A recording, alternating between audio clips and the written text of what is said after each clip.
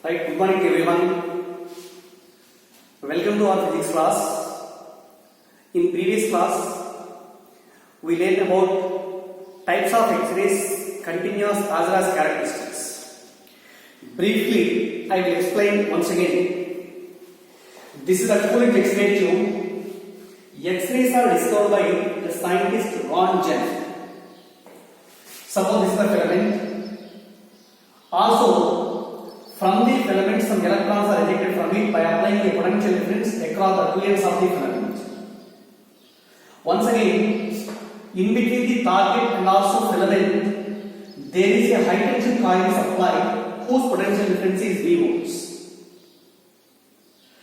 Let this V is equal to nearly 10 kilovolts or 20 kilovolts or 30 or 40 and so on. That means a large potential difference is applied between the filament and the target so that electron beam gains the more energy. Highly energetic electron beam will be emitted from the filament. This high energetic beam, when it is incident on the target material, later some invisible light rays they are reflected from it, so that surface of the target material must be arranged at an angle of 45 degrees with the direction of electrons coming out from the filament. The reflected invisible beam may be going along this direction. Let this invisible beam, while passing through the electric and magnetic field, the scientist Roentgen observed that these beams cannot be deflected both in electric as well as magnetic fields. That means this reflected light rays contains a chargeless particles. Initially, he assumed that the chargeless particles are maybe either neutrons or gamma rays and so on. But the penetrating power of these light rays will be more than when compared with the neutron and gamma rays. That's why they are not the gamma rays or they are not the neutrons. So by doing so many series of experiments, he concluded that the name of this reflected light rays is unknown. That's why it is said is X-rays. So therefore, this is the function of X-rays. Right? Once again, X-rays are classified into two types. First one, continuous X-rays. Continuous X-ray spectrum. And also second one is characteristic X-ray spectrum. Continuous means already we will prove that the energy of the highly energetic electron beam, while it is incident on the target material, 90% of the energy converts into heat, 99%. Only 1% of the energy converts into X-ray photons. Suppose an electron beam is completely stopped at the target atom during only one collision, its energy should be equivalent to EV. That EV is converted into energy of the photon. That photon's energy is equal to h nu maximum, or this is equal to hc by lambda minimum. From this, lambda minimum is equal to hc by EV. This is the formula for minimum wavelength of the continuous X-ray photons, and this formula is also called Dane and Hunt's law. H is the Planck's constant, c is the velocity of light, E is equal to charge of electron, V is equal to potential difference between filament and target. As V increases, lambda will be decreases. Suppose the same experiment will be conducted by number of times and a graph is drawn by taking wavelength on x-axis and also wavelength in angstrom on x-axis and intensity of the X-rays on y-axis. Therefore, the graph will be like this. This is a graph obtained at 10 kilovolts. Now the graph is ending at one point on x-axis. This is called as lambda minimum. Means at this wavelength, intensity of the X-rays coming out from the filament will be equivalent to, coming from the target is equal to 0. Therefore, this wavelength is called cutoff wavelength or minimum wavelength of the continuous X-rays. This minimum wavelength depends only on period between filament and target and is independent of the base of the target. This is at 10 kilovolts. Again at 20 kilovolts, lambda minimum will be decreased. On increasing the potential difference, lambda minimum will be decreases like this. So it is the nature of the continuous X-ray spectrum. So in addition to continuous X-ray photons, let the electron coming from the target material may be incident on the first atom of the target. It is the first atom of the target, and again this electron changes its direction while passing through it. Let this electron while going along this direction may be knocks out an electron lying in the innermost orbit of the target atom. So 2 electrons are ejected from it, and there is an empty space. The empty space may be filled by the transition of electron from higher energy level to lower energy level. Suppose if the electron transition takes from higher to lower energy level, difference in energy will be emitted in the form of photons, which are called as the characteristic X-ray photons. But here the X-ray photon which is emitted by the slowdown of the electron at the target is called as the continuous X-ray photon. In addition to continuous X-ray photon, there is a characteristic X-ray photon is also emitted. Now the wavelength of the characteristic X-ray photon is represented by 1 by lambda is equal to R into Z minus V whole square into 1 by N1 square minus 1 by N2 square. This is the formula for wavelength of the characteristic X-ray photons. Now R is the Ripple constant, Z is the atomic number of the target, B is the screening constant, See, for example, suppose that the innermost empty space is filled by the electron transition from second level to first level, and from N2 is equal to 2 to N1 is equal to 1. The wavelength of X-ray photon is called as the K alpha or wavelength of K alpha lines, and this is represented by 1 by lambda K alpha is equal to cat R into Z minus 1 whole square into 1 by 1 square minus 1 by 2 square, where here B is equal to 1 for K series. Or if N is equal to N2 is equal to 3 and N1 is equal to 1, the emitted line which is called as the K beta line, and whose wavelength lambda K beta is equal to cat R into Z minus 1 whole square into 1 by 1 square minus 1 by 3 square.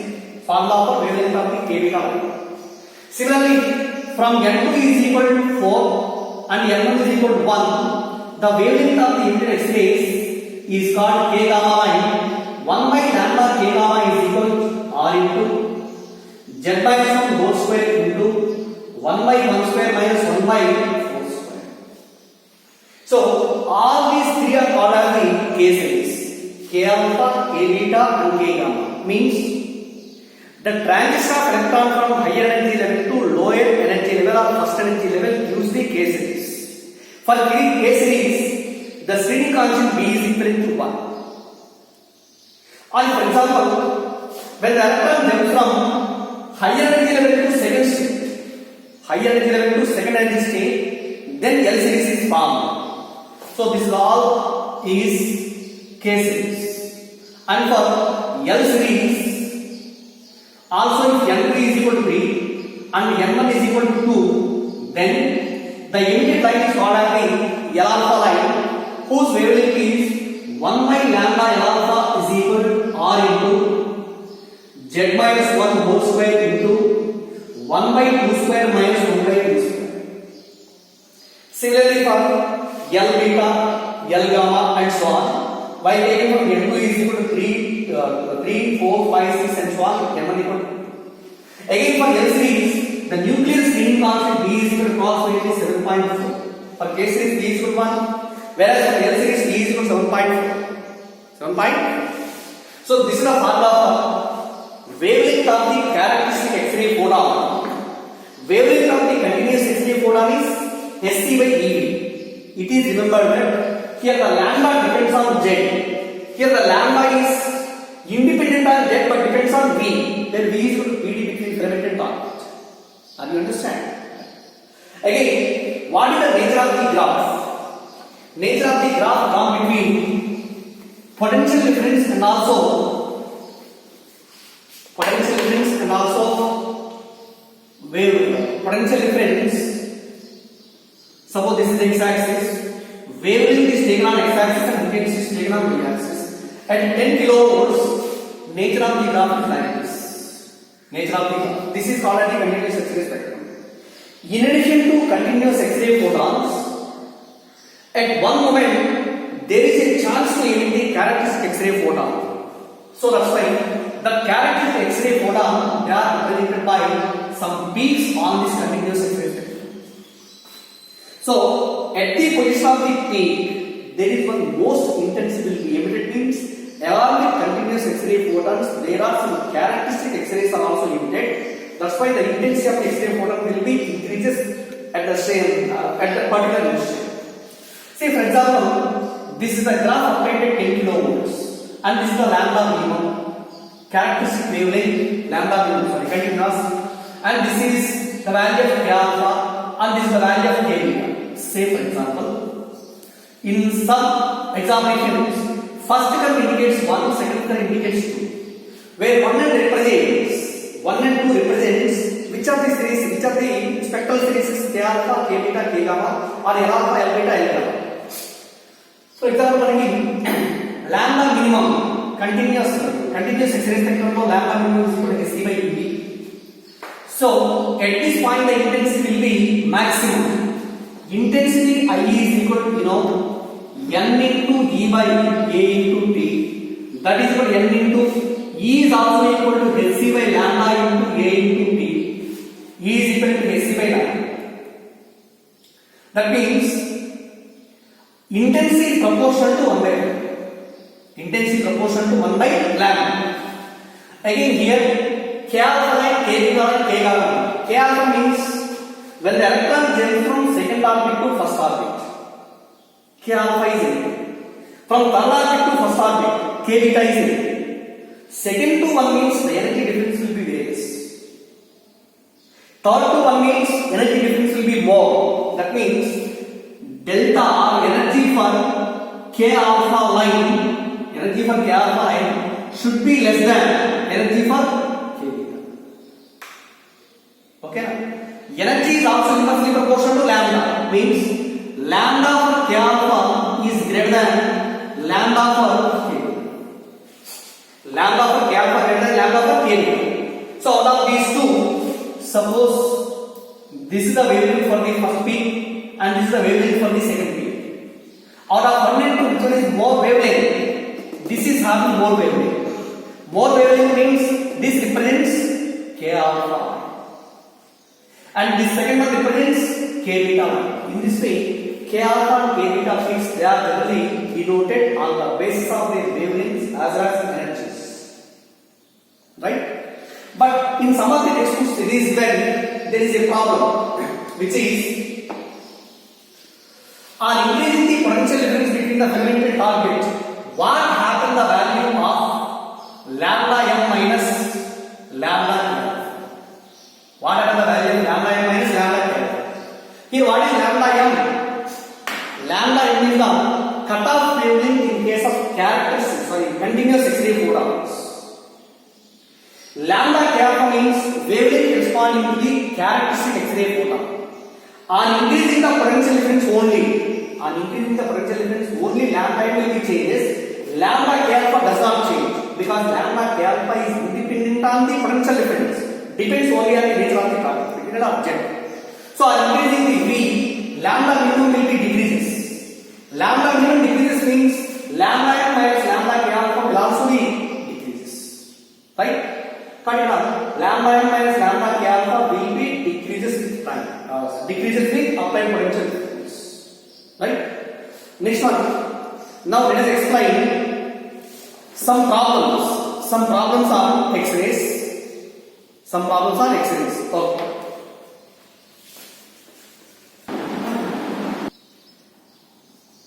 Right, dear students. Here there are two problems. Very simple problems. First one is electrons with de Broglie wavelength lambda falls on the target in an X-ray tube.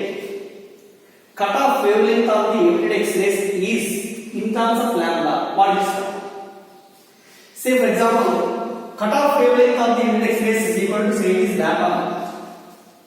So it is lambda naught, and the lambda naught is equal to what is value in terms of lambda. See, what is lambda? Electrons with de Broglie wavelength lambda. In general, in X-ray tube, electrons are accelerated by a potential difference V between filament and target. You know, therefore, the de Broglie wavelength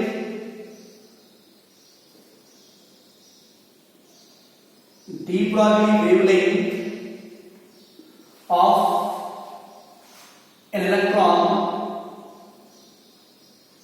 is given by lambda is equal to, you know, h by root of 2m into eV, where V is equal to potential difference. V is equal to potential difference between filament and target. So lambda equals h by root of 2m into eV. This electron beam after incident on the target, X-rays are reflected from it. Find the cutoff wavelength of the emitted X-rays. Cutoff wavelength means in term, that is in the case of continuous X-ray photons. Therefore, cutoff wavelength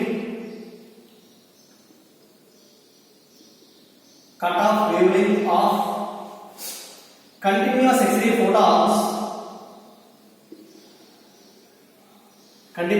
photons is given by, this is lambda naught. Lambda naught is equal to, you know, what is the formula? Hc by E. Hc by E. Again, squaring, this is the equation. So, first equation square cheste implies lambda square is equal to h square by 2mev.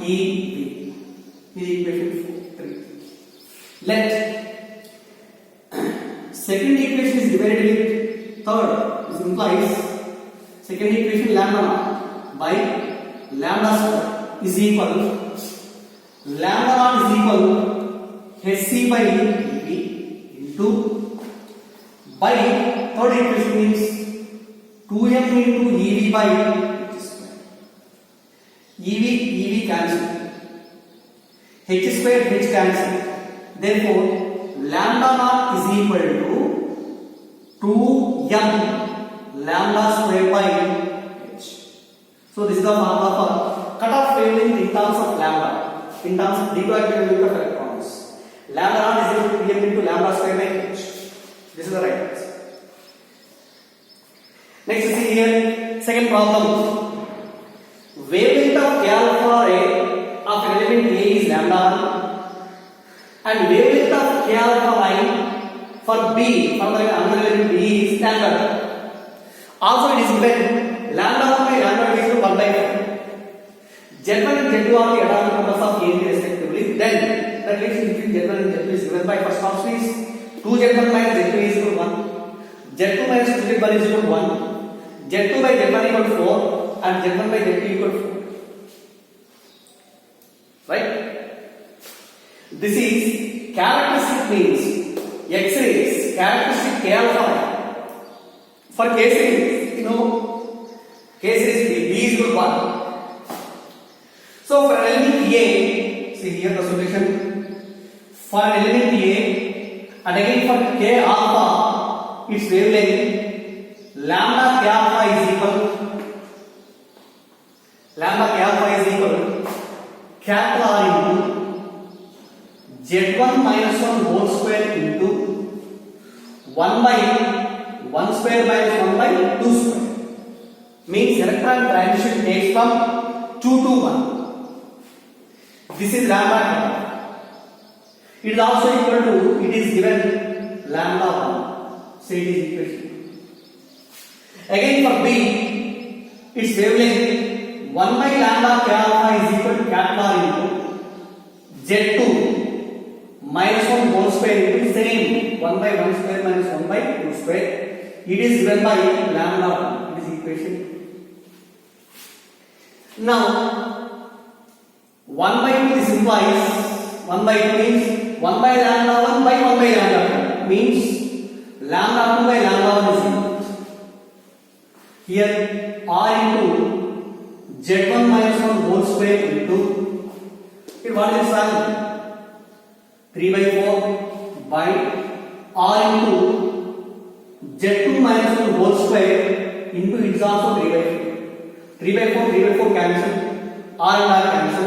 Again, according to the problem, lambda 1 by lambda 2 is 1 by 4. Lambda 2 by lambda 1 means 4. So 4 by 1 is equal z1 minus 1 whole square by z2 minus 1 whole square. Again, from this z1 minus 1 by z2 minus 1 is equal to 2.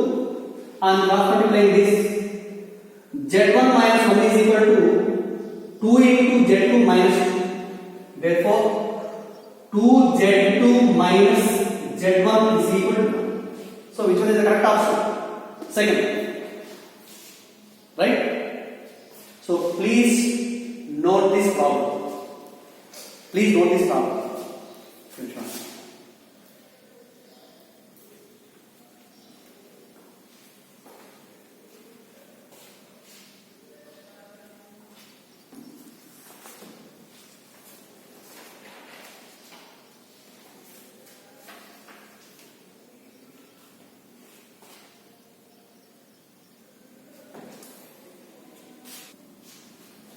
Right, see here the third problem. Third one. An X-ray tube produces a continuous spectrum of radiation with its short wavelength ends at 0.45 angstroms. That means it is given minimum wavelength of the continuous X-ray photon. Then find what is the maximum energy of the photon in this radiation and find the accelerating voltage required. Very simple, you know. It is given lambda minimum is equal to 0.45 angstroms. Then find the value of maximum energy. Energy of the emitted photon is equal to, you know, h nu maximum, or this is equal to hc by lambda minimum. But its value 12,400 by lambda minimum, which is taken in angstroms. So it's approximately 12,400 by, again lambda minimum is 0.45 angstroms. Finally, the value obtained is 27.62. This is obtained in electron volts.